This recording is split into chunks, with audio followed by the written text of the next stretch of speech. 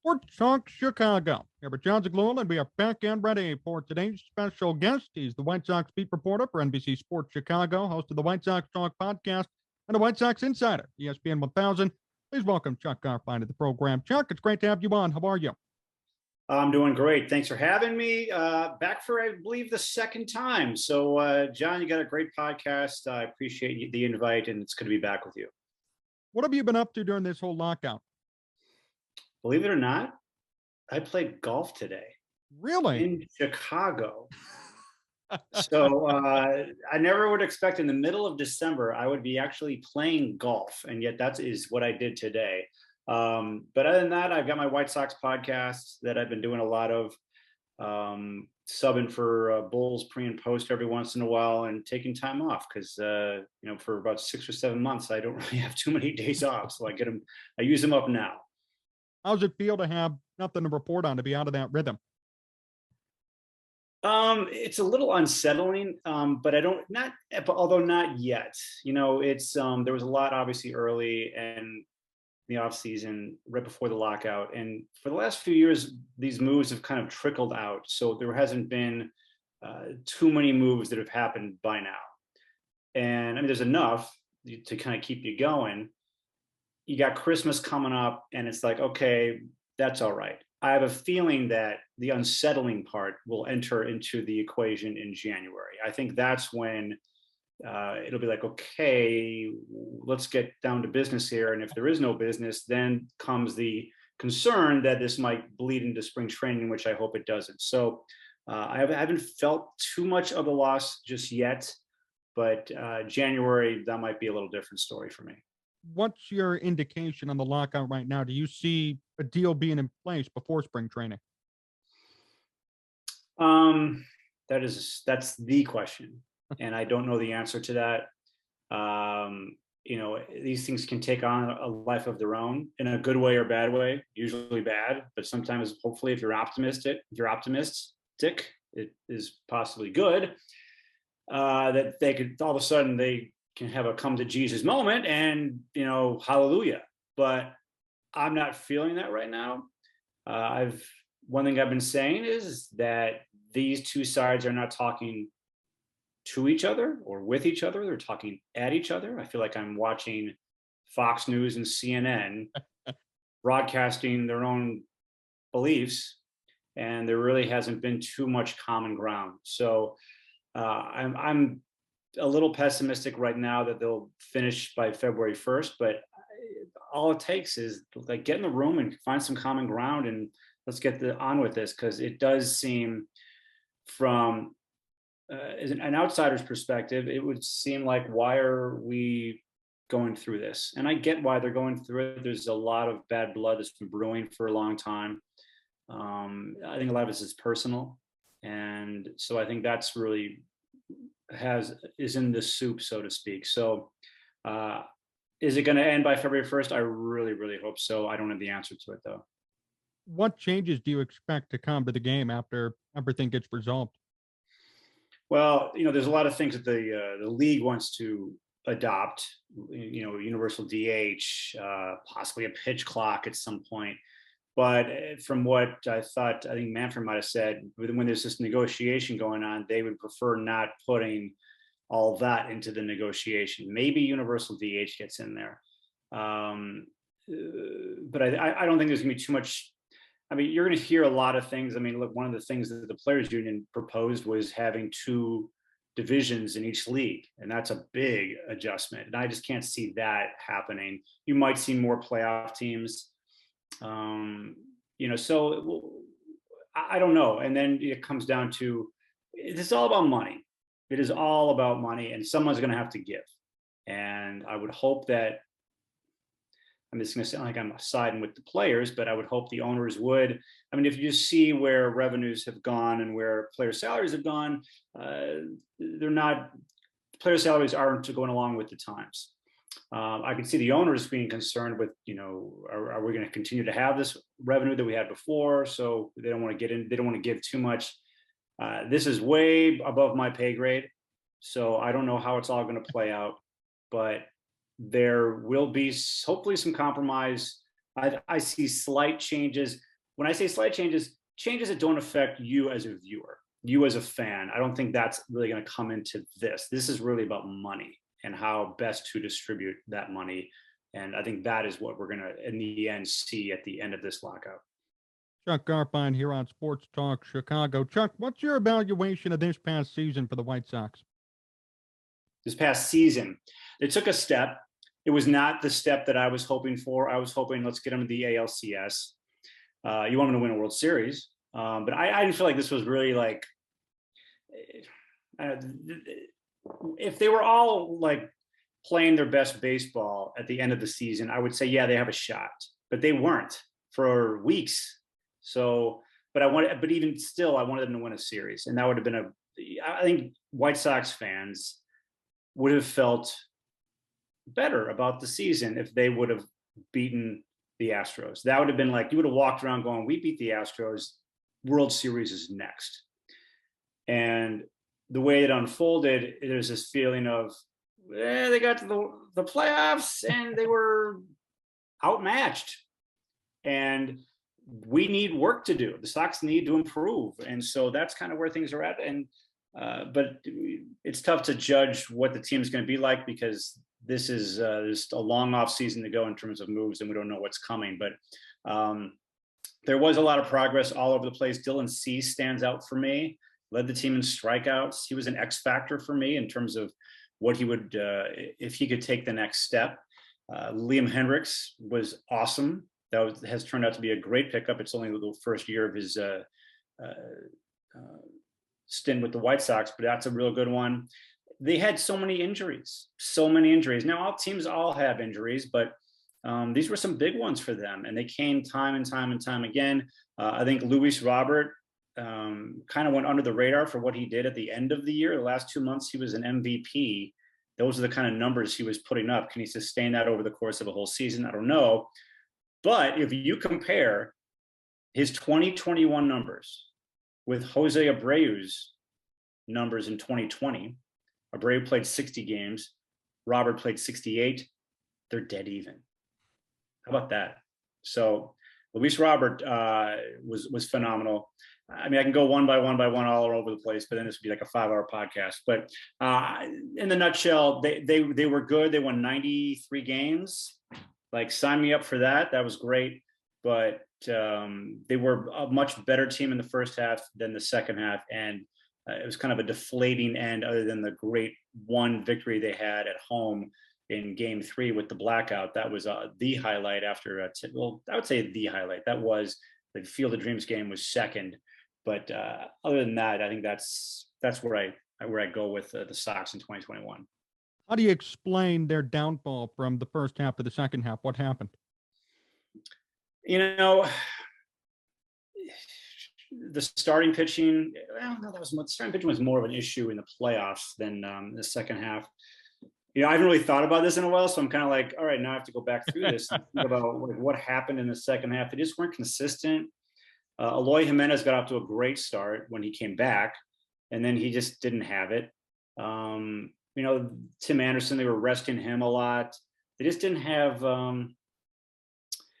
you know, and then they trade for Craig Kimbrell. That didn't turn out. They trade for Cesar Hernandez. That didn't turn out. And what's the difference between the Atlanta Braves and the Chicago White Sox? The Atlanta Braves were like 4 for 4 with their trades at the deadline for these 4 outfielders, and like 2 of them, well, all of them were great, but one ends up being the Eddie Rosario out of nowhere is the NLCS MVP, and then Jorge Soler World Series MVP. That's what they got at the deadline. The White Sox got Craig Kimbrell, who just could not adjust to the 8th inning role. Now they want to trade him. Cesar Hernandez, I didn't recognize him. I don't know what happened to him.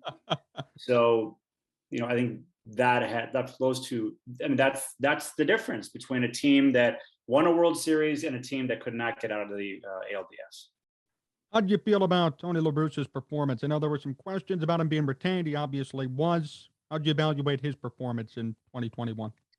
Yeah, you know what? I think I and many other people probably assumed that, well, he's been down this road before. He'll help spring training to get to know his players and his coaching staff. And by opening day, this will be a fine-tuned machine.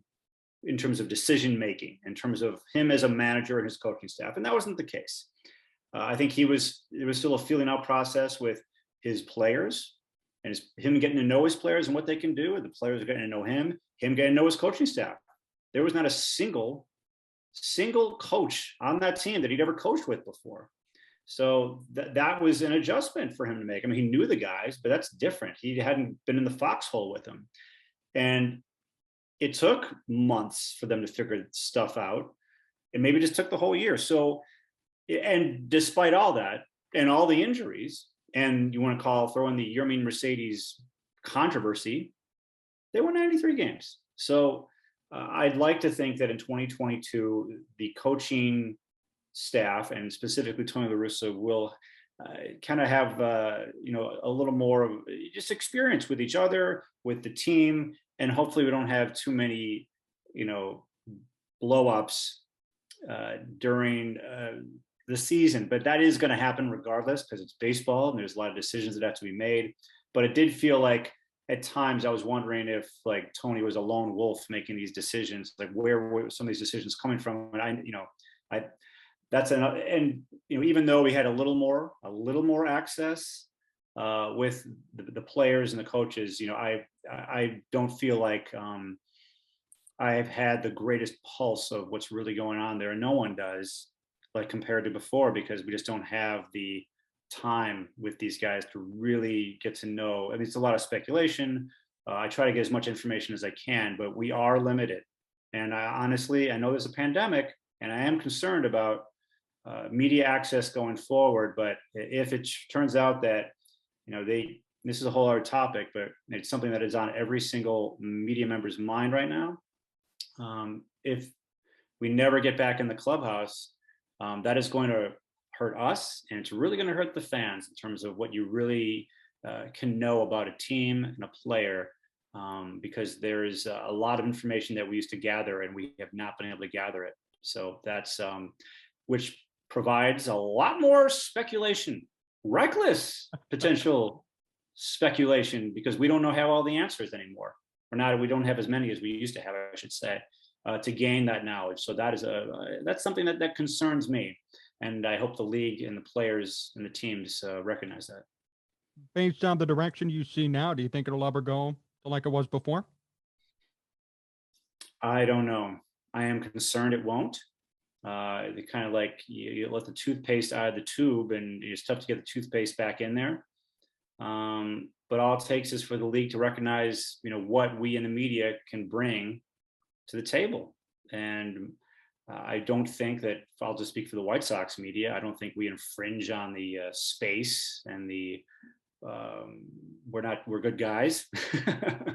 Other teams might feel differently about the media. So I don't know how it is all going to play out.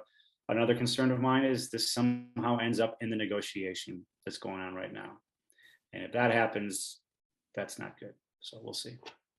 Chuck Garfien here on Sports Talk Chicago. Chuck, what needs should the Sox address this offseason once hopefully the lockout gets solved up?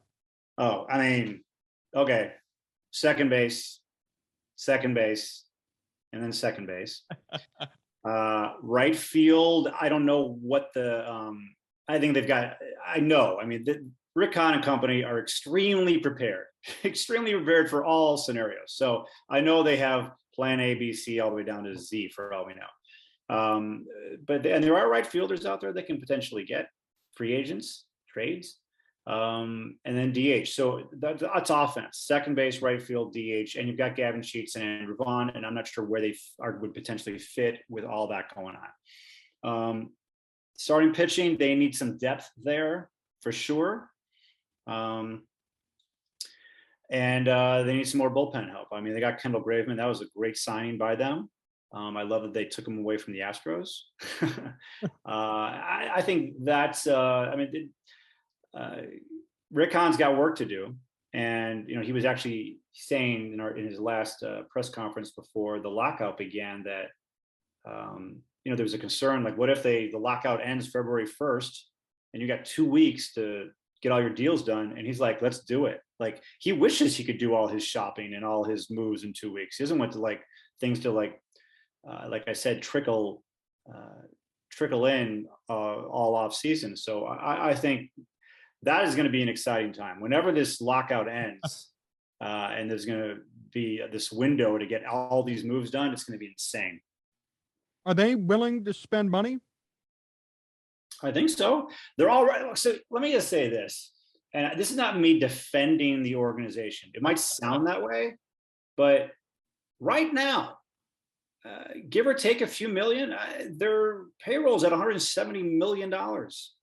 Like last year was a record and it was 128. So they already are spending money. Would I like them to spend more? Yeah, I definitely want to. I want them to. But I think, I don't know what the budget is for them, but they're already well over what they were last year. And we'll see where it ends up at the end of the offseason. But I mean, I don't want to speak for Jerry Reinsdorf, but I would certainly like to believe that he wants to win badly. This is his opportunity after going through this massive rebuild for several years. Why, not really go for it? And I know he wants to go for it. So I could see him, and you can see it in the money that they're shelling out. And one thing that kind of gets lost is that the White Sox did make a big, humongous move for themselves at the end of the year, near the end of the season, when they signed Lance Lynn to an extension. If they had not done that, Lance Lynn right now is a free agent, or he may have signed somewhere else. So the White Sox took care of that signing already. So you can almost add that to the list of moves this offseason, because had they not done that, I don't want to even think about losing Lance Lynn on this team. Is Carlos Rodon going to join him? Do you think the White Sox get him back? That's a real big mystery for me, just because I don't know what the value is for him. And this is no slight on him. I'm confused. When he was at his best, when he was healthy, he was one of the best pitchers in baseball. He was a Cy Young Award candidate, and he didn't have any injuries. His body wasn't prepared for this kind of workload. So the optimist in me feels like, well, he'll train to be prepared for it next year. He just didn't have a base behind him, underneath him, I should say, because he had barely pitched over the previous 3 years because of injuries. So the optimist in me feels like, well, and I think the optimistic teams out there are going to be like, we'll give him a 3-year deal or a 4-year deal, and for a lot of money, $100 million, something like that. But then there are others who may not want to do that because they're not sure if he can keep this up. And so the fact that the White Sox did not sign him to an extension leads me to believe that for him to come back, it'll be at like a 1-year deal or something like that at a lesser price, when all it takes is one team out there to feel like, you know what, I believe in Carlos Rodon long-term, sign on the dotted line if you want to. And I think that is more realistic for him. We'll see what happens. Who do you think would replace him in the rotation then, if he goes? Kopech. Yeah, I mean, Kopech replaces him. And there's still a question with him. How many innings will he be able to go? He hasn't been a starter full time yet. And then Dallas Keuchel. I want to believe that Keuchel is going to come back, because people could very easily forget that in 2020, he was, I think, 5th in Cy Young Award voting. He just lost his mojo. He just was not the same pitcher, and he needs to figure stuff out, and hopefully he can get back to that guy from 2020. If not, trade deadline, Sox are making moves for the starting rotation, because they need Keuchel to be good next year. What's your expectation for them right now for 2022? I mean, it's incomplete because I don't know what other moves are coming, but they should win the division again. I think the Tigers are going to be better. The Twins have to be better. I don't know what happened to them. The Indians, I think, will be better. It'll be a tougher division for them, but they should win the division. But until I know all the moves that they've made this offseason, I can't make any kind of prediction as to what they will realistically do. I know they're going for the World Series. And so I'd like to think if they are going for the World Series, the moves you're going to see them make this offseason are World Series caliber moves. I think they were going after Marcus Semien, but only one team was going to get him.